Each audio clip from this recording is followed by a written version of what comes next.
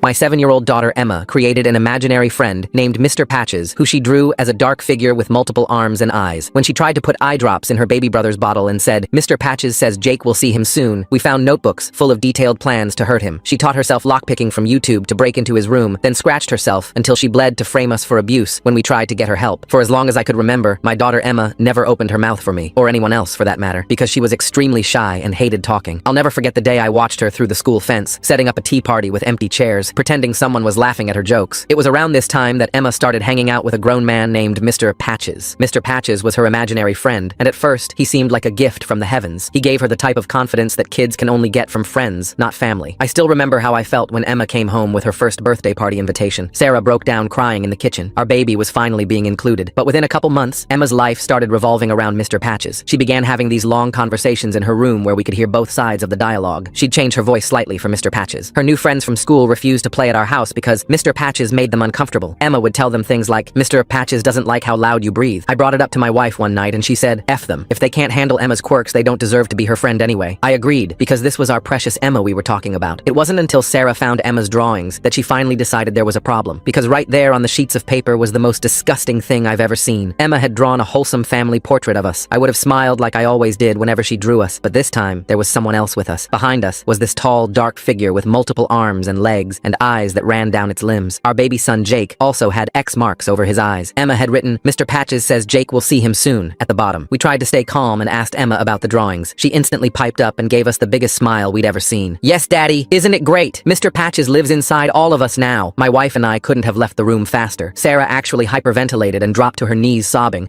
asking me what was wrong with our child. I didn't even know how to answer that question. Sarah and I felt helpless, and in the time we decided what to do with our baby, things took a turn I never expected. It began when our motion sensors started going off at 3 a.m. every morning. When I checked the security footage, I saw Emma walking through the house, opening windows and unlocking doors. She'd stand there and smile creepily while gesturing for something or someone to come in. She waited a couple seconds and then closed the door and hugged thin air. I was so scared of who she was becoming, I didn't even know how to talk to her about it, so I just didn't. Until later that day, when Emma tried to unalive our newborn baby. It was feeding time, and Sarah looked away for 1 second. That was all it took for Emma to sneak in some eye drops into his sippy cup. She hid the drops behind her back and smiled innocently as she said it was just water. Sarah got scared and threw the cup into the sink. She opened her mouth to scold Emma, but she hit her to it. "You're ruining everything, I fucking hate you," she screamed so loudly I thought the windows were going to shatter. Sarah instantly trembled. I'd never seen her look at Emma with fear before. It was then that I realized we had let things go too far. I told Emma she needed to apologize to her mom and that she couldn't continue being like this. What she was doing was causing us harm. I braced myself for her to burst into tears, or even just to go nonverbal, but no. Instead, she lunged at Sarah and scratched her face until red was showing. "You're just jealous because he loves me more than